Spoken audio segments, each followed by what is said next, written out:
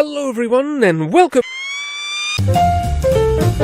This is Asia, and here's Tajikistan. Now let's go, Tajikistan, shall we? Bolted fast in the thick of Central Asia, the mountainous nation of Tajikistan was inhabited in the early Bronze Age by farming communities that set up a civilization that lasted several centuries. Iranian influence was also present in those days of bronze, and the Tajiks are an Iranian people who speak an Iranian language, a dialect of Persian to be precise. And speaking of Persian, Tajik lands were included within the boundaries of the Achaemenid Persian Empire, which was, in its day, the world's largest state. Then it collapsed after Alexander the Great rode in and conquered it. Tajik lands were afterwards part of the Greco-Bactrian kingdom, which did its thing until new invaders invaded and later established the Kushan Empire, which attained its summit in strength under Kanishka the Great, seen here dressed in a triangle. The 8th century saw Arab invasions and the introduction of Islam, which today is the majority religion. Iranian rule returned with the Samanid Empire, and one of the Persian language's finest writers appeared in the Tajik poet Rudaki, not to be confused with the Rude Ducky. The Samanid nation, however, ended in the year 999 after Turkic invasions. The Mongols rampaged through and inflicted the usual mayhem, and afterwards the land fell to the Uzbek conqueror Timur. More Uzbek rule followed, and then more Uzbek rule followed. In the 19th century, the Russian Empire conquered Tajikistan and added it to their empire. And when Russia fell in 1917 to the communist Bolsheviks, Tajikistan was incorporated into the Soviet Union. Collectivist policies inflicted considerable harm in the country, and many thousands of Tajik men died in World War II fighting against the Germans. While some improvements were had under the Soviets, Tajikistan remained poor and backward. As the Soviet Union collapsed, Tajikistan declared independence in September 1991. Just a few months after this, the country sank into civil war, wherein groups of nationalists and Islamists opposed the newly inaugurated government. After years of conflict and thousands of deaths, the war ended with the government triumphant. The president in charge became one of those presidents who mysteriously always gets elected, decade after decade. Anyway, Tajikistan today possesses a medium level of human development. The government is classed as authoritarian, and the economy is heftily supported by remittances from migrant workers abroad, mostly in Russia, aluminium, cotton, and drug trafficking. What? Anyway, that's it for Tajikistan, and that's all from me for now. Bye-bye!